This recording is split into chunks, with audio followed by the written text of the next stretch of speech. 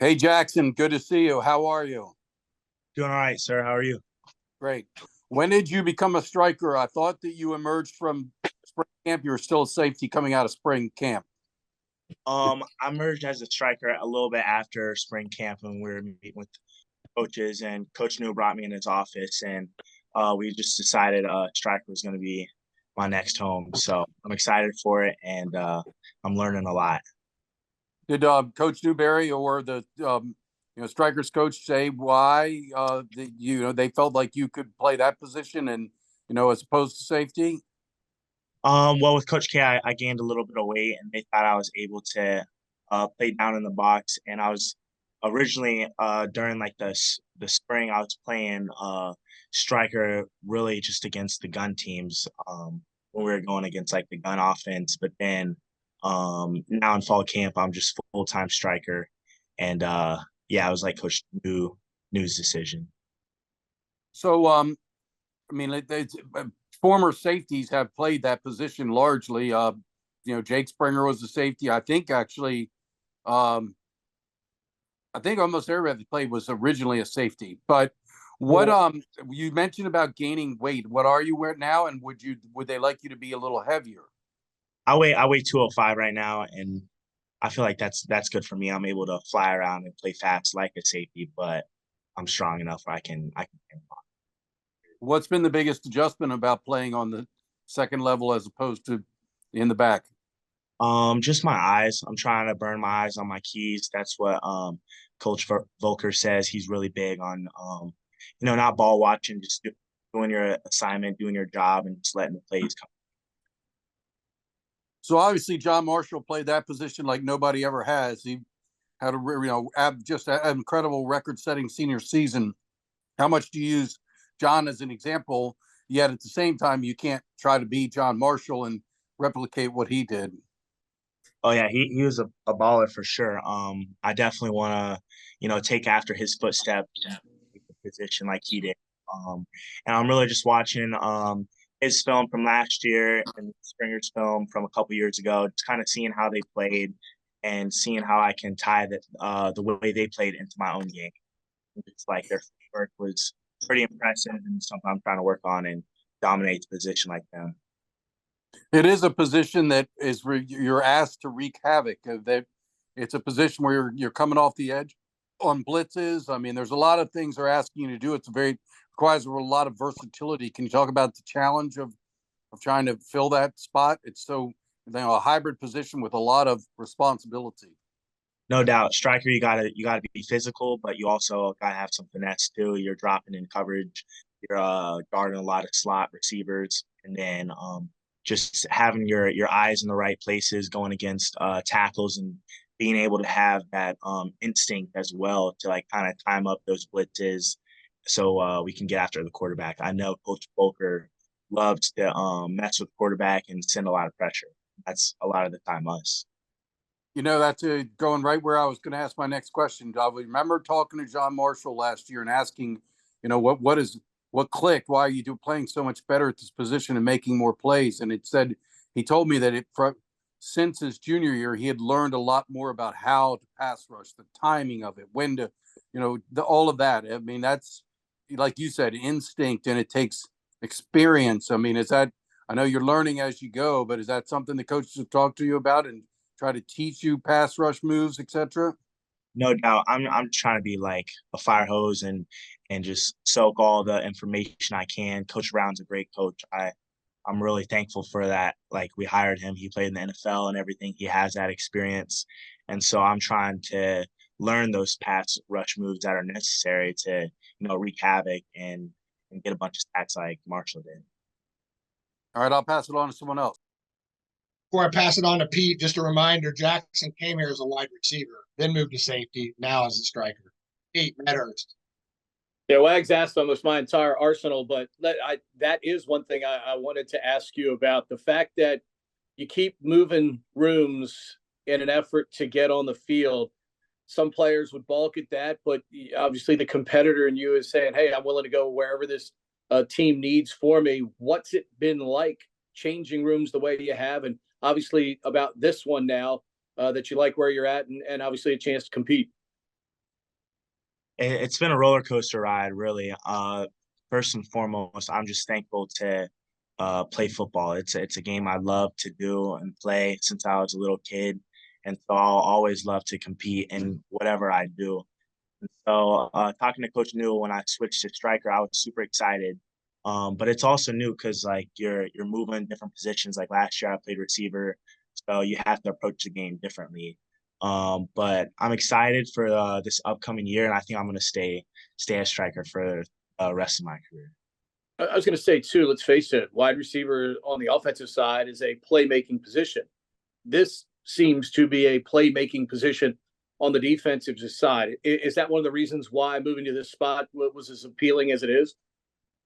No doubt, and especially it's a credit to Coach New and Coach Volker and the way they really talk to our defense. Like our defense is going to fly around this year, and that's interesting and something I want to be a part of. It's compelled me to be like, yo, I want to be a part of a group that flies around and really gets after it. Has there really been a different dynamic at all with Coach New moving up to the top spot and Coach Volker taking over in that spot? Both voices that you and the rest of the team are obviously very familiar with.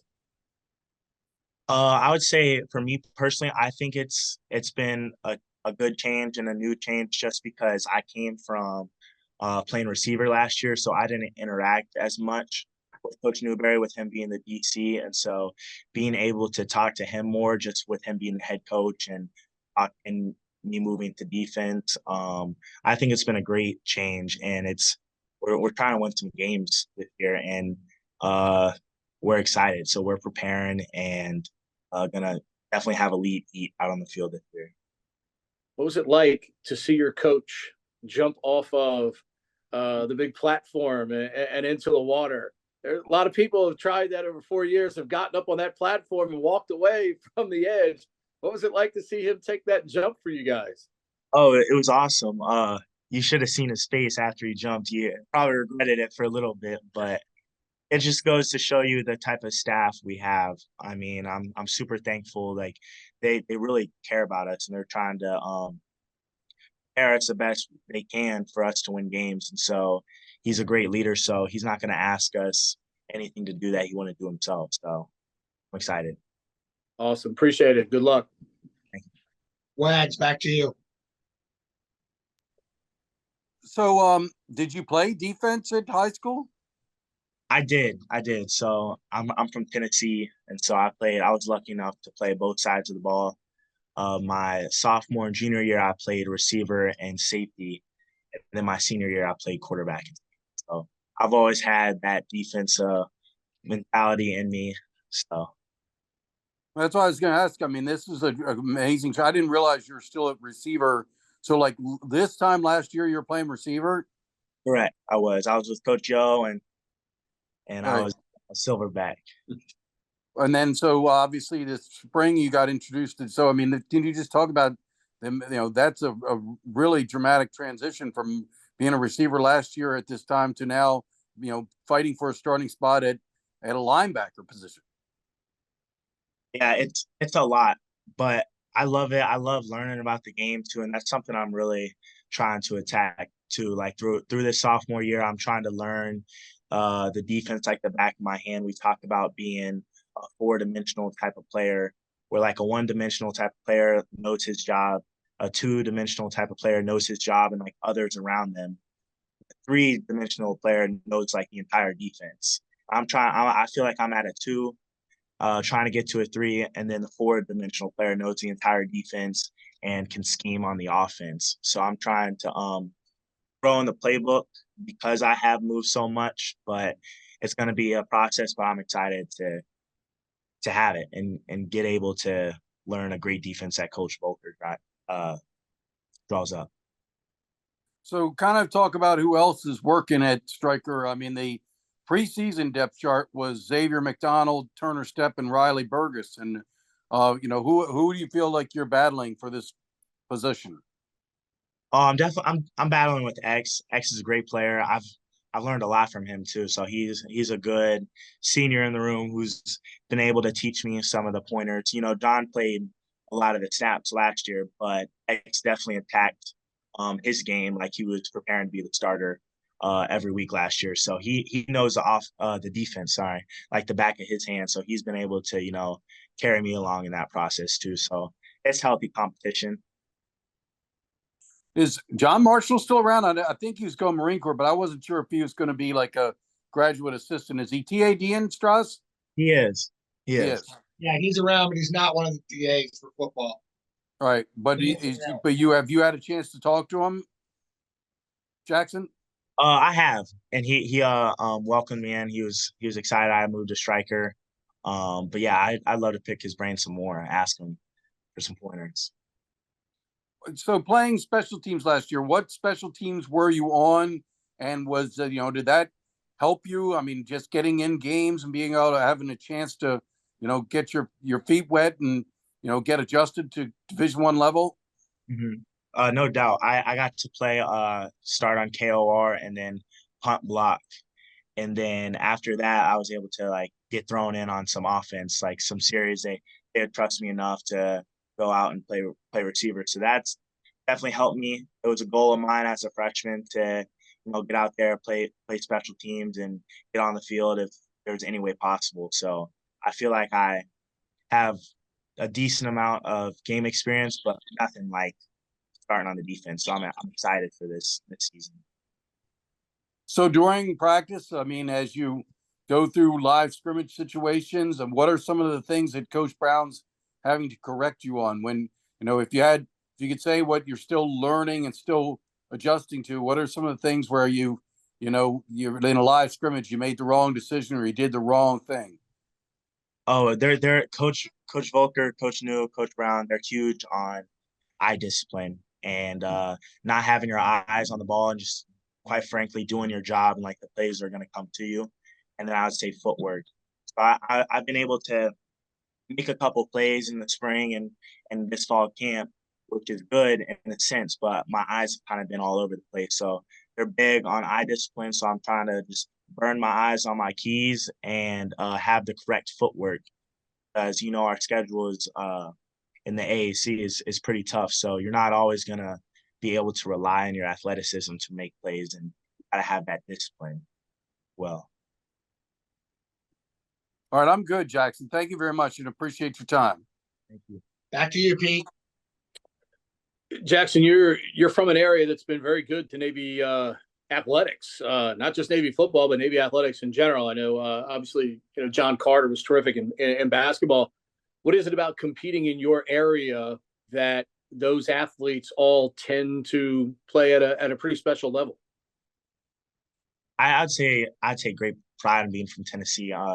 John Carter's actually my guy. I just had dinner with him probably a month ago. So he's out in San Diego doing great things for the Marine Corps. But, being from the natural area, I would say just as a whole, like we love to compete and we love sport. So it's super competitive even since youth football. So, and I say we are fortunate enough to have great coaches too. I had a great high school football program that was able to develop me as a good player where I can have the opportunity to play D1 ball. Having played on the offensive side as much as you did, how much does that help you as a defensive player now trying to diagnose what the offense is doing, particularly now because your job is going to entail a lot of trying to get to the quarterback? It helps a lot, for real. Just with the fronts too, like learning the way they like to slide protection, like away from the back to the back, and just kind of the way an offensive coordinator kind of thinks. And also as a receiver too, you hate having your timing of routes thrown off. So I can use that as a defender now to be super physical and get physical with the receiver to throw off that timing because I know how important that is to have a quarterback. Just like on the offensive side, how challenging is learning the terminology on the defensive side? Because as you know, all it takes is one guy to go the wrong way, and it can lead to a big play for the other team.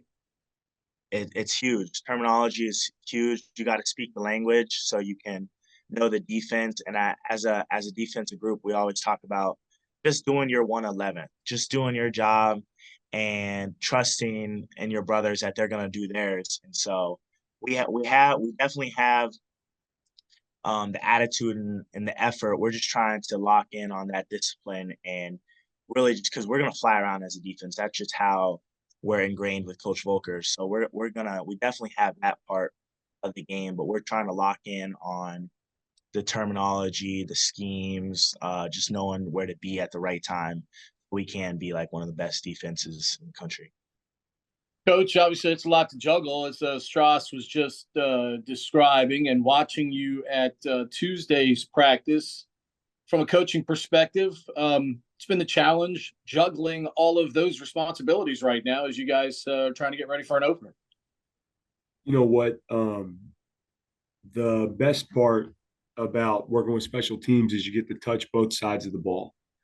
Being a defensive guy, playing defense my whole life as a player, and then coaching on defense, that special teams piece allows me to build relationships with those guys on offense and work with those guys, because the biggest reward in coaching is being around as many people as possible, trying to impact lives, trying to work with guys. So I always love that part of special teams, is getting to be with those offensive guys and be in a huddle with those guys, and, kind of mess around with them with the fun times and then get after them on the bad times. But it's a really good group of kids, and they bust their butt at practice, and it's an honor to coach them. So I'm really excited about it.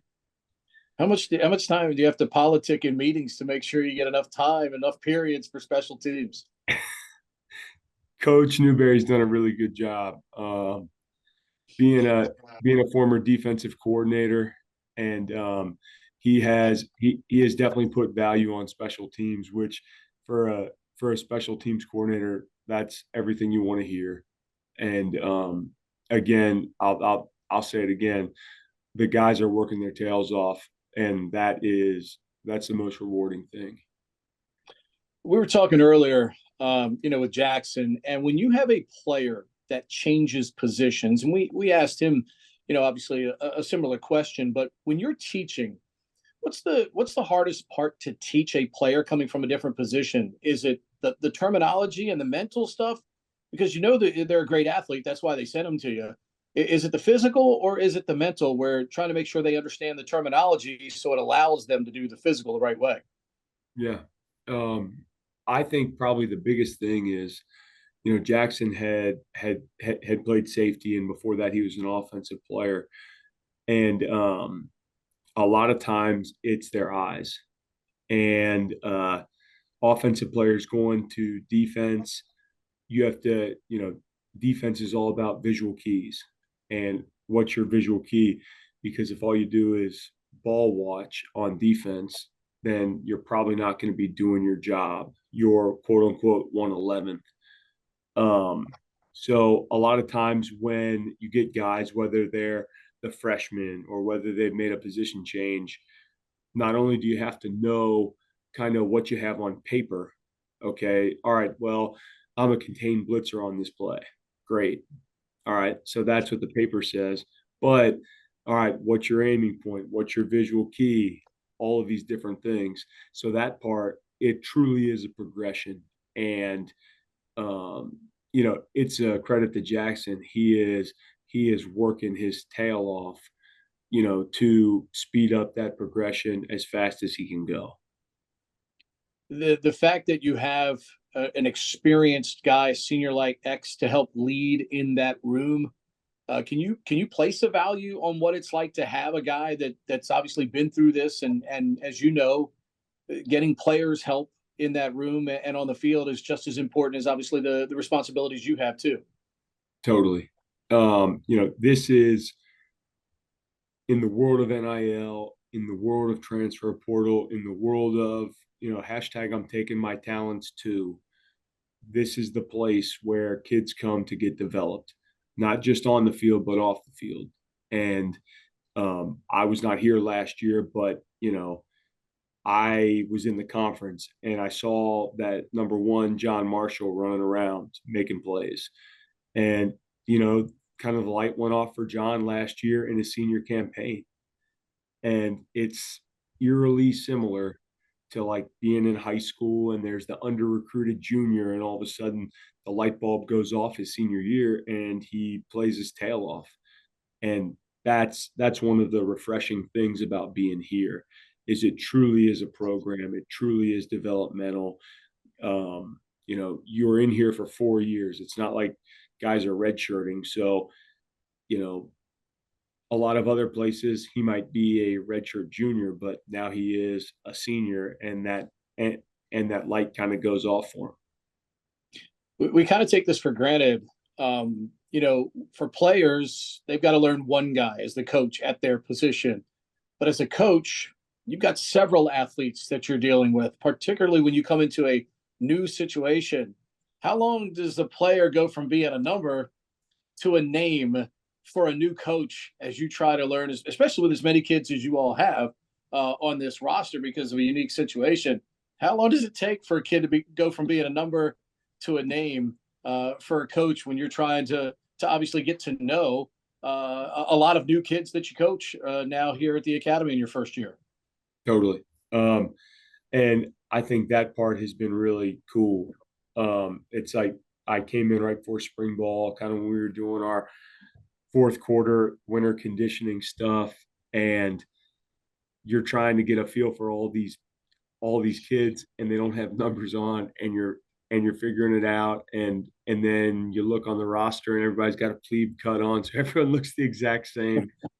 But then you start, you know, building sweat equity with those guys and getting on the field with them and getting in meeting rooms with them and having them over your house for dinner and figuring out kind of what their dreams and aspirations are. And that's kind of when it starts moving from the number to the person.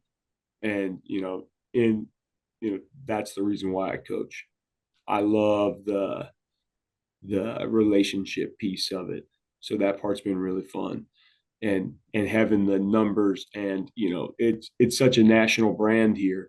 You're getting kids from Hawaii to the Northeast. So it's really cool. You get, it's a fantastic melting pot for guys to come and grow up and be in a locker room full of a diverse melting pot. Awesome. Thank you, Coach. Appreciate it. Yes, sir. Wags. So, Coach, can you talk about the striker position? I mean, obviously, you're coming in and having to pick up, I know the position's probably evolved since Coach Newberry took over, but it's always been a hybrid position. Asked a lot of responsibilities. Was there a learning curve for you as far as learning what is expected of this position, how to coach it, etc.? For sure. It's like some places it's a true Sam backer. Some places it's a DB linebacker hybrid, which is kind of like what we have going. So, Coach Volker did a great job getting me up to speed. Coach Newberry did a great job getting me up to speed. And then you start working with these guys, and you're really trying to build a lot of tools in that toolbox, because he's got to be able to rush, he's got to be able to drop, he's got to be able to tackle in space. All right, he's got to be able to have some good coverage skills to him. And that part is really fun, because as you're developing football players, you want them to be able to do as many things as possible. And you want them to be able to not be a jack of all trades, master of none, but you want them to have true value, because we're here to win games. We're here to have, play great complementary football. And it's hard to play great complementary football without playing great defense. So what led you all to believe that Jaxson could be a striker? I mean, it's kind of a really amazing transformation. The guy was playing wide receiver at this time last year. All of last fall, he was a wide receiver. He switches to safety in the spring, and next he's at striker and fighting for a starting spot. What did you see in him that led you and Coach Volker and Coach Newberry to say, hey, this guy's a striker? Yeah, we always talk about playing with effort, attitude, and toughness. And I think that kid, he loves ball. He is going to go 100 miles an hour. There's not a brick wall that kid will not run through. So obviously being a former linebacker, I always like to say that's a little bit of a prerequisite. So, but he is all about that. And you know what? I mean, we were having some special teams competitions in the spring, and he showed up on that. He was a physical presence. You loved his pursuit on the ball. So those were things where we were like, you know what? I think this could be a good spot for this kid. So what would you say some of the skills and attributes, what's he bring to the position? What makes him a good player? Yeah. I think having a little bit of an offensive background actually helps him. It's kind of like those, obviously Jaxson was a high school quarterback, but throughout my young coaching career, I've been at it 10 years, and you see how many of those high school quarterbacks play different positions, whether that's linebacker, tight end, wide receiver, A back, B back, safety.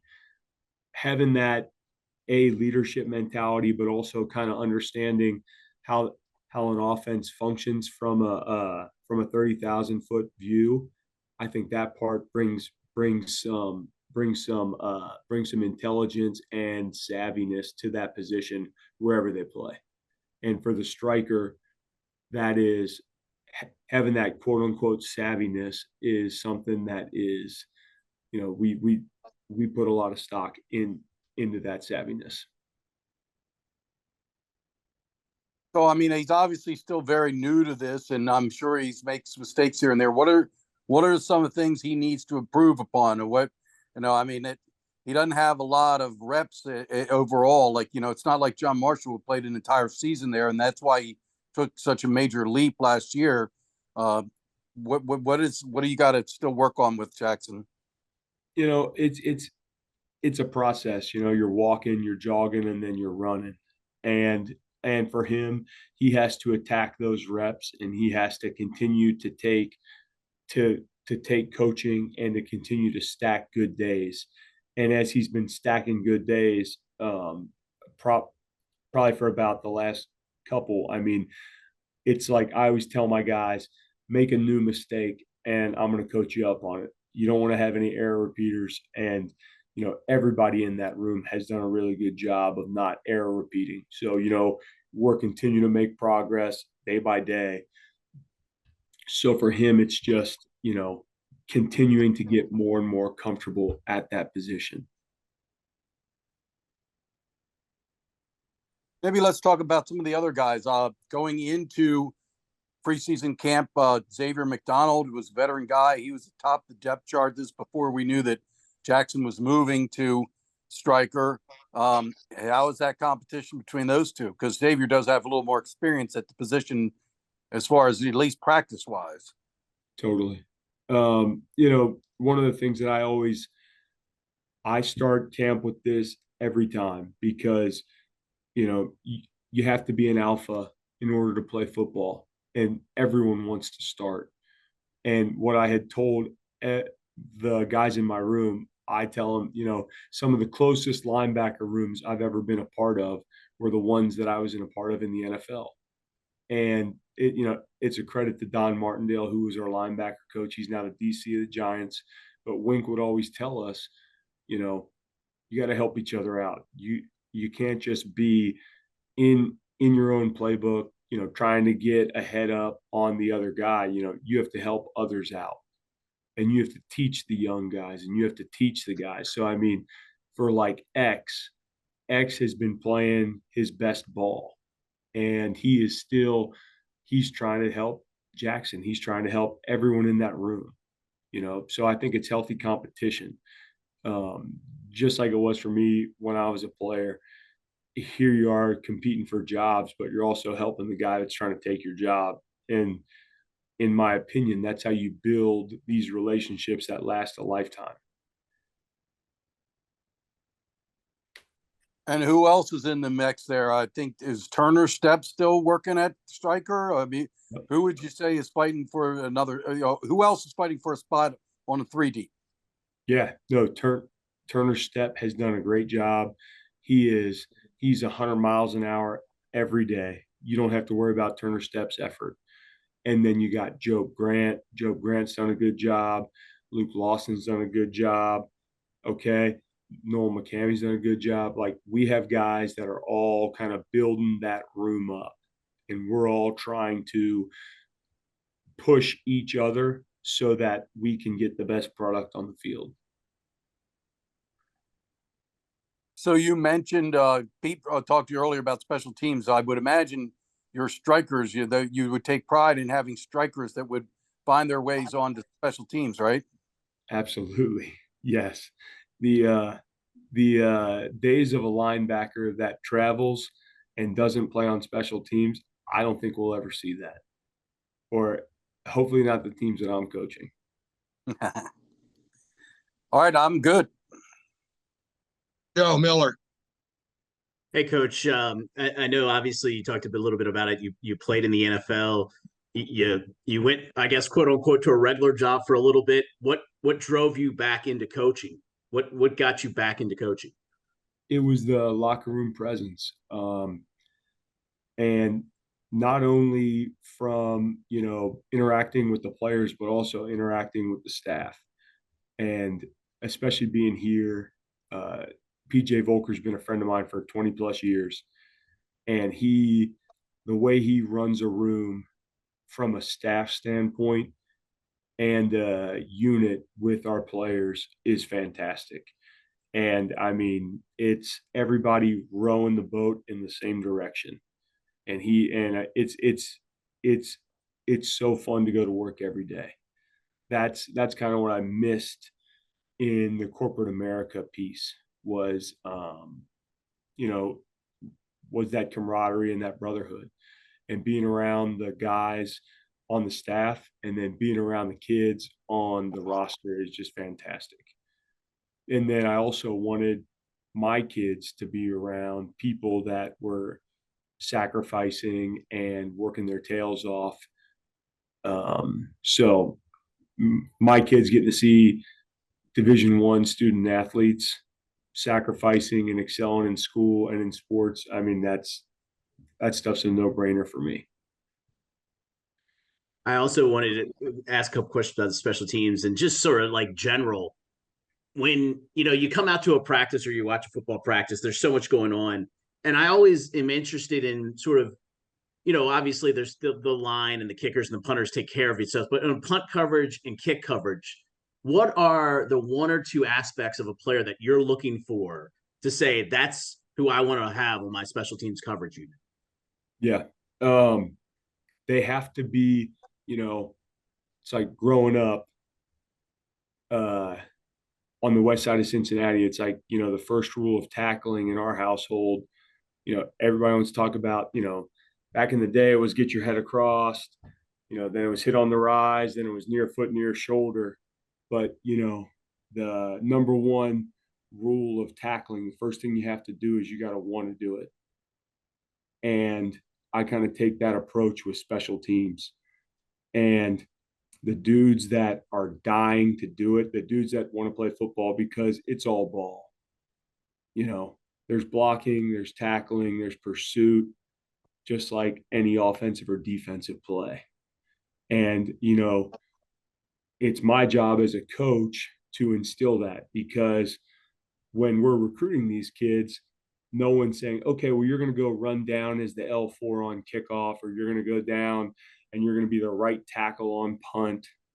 But at the end of the day, especially for young players, that gives them a diving board to make a splash on the team and to gain respect.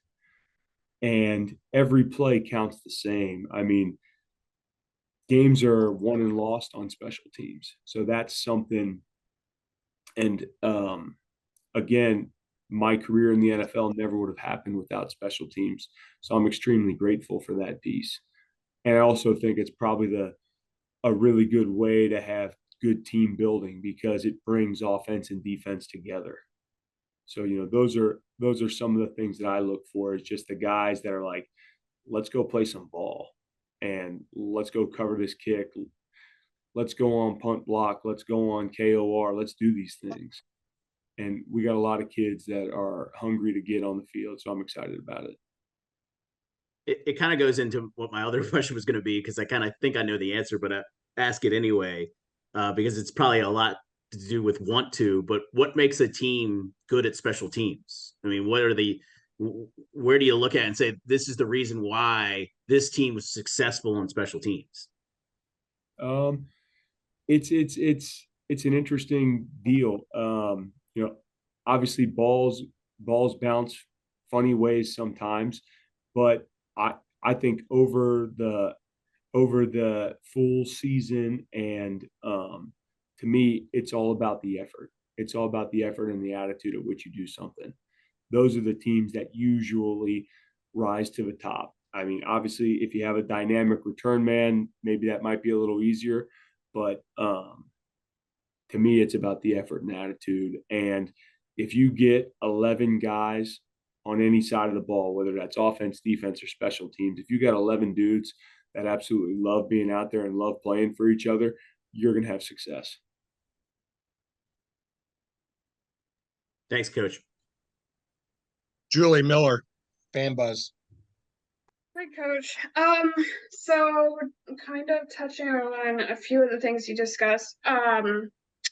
So you actually using your degree in your field of study, is that something, do you really advocate for like the educational side of college, since it was such a important part of like your career for a while?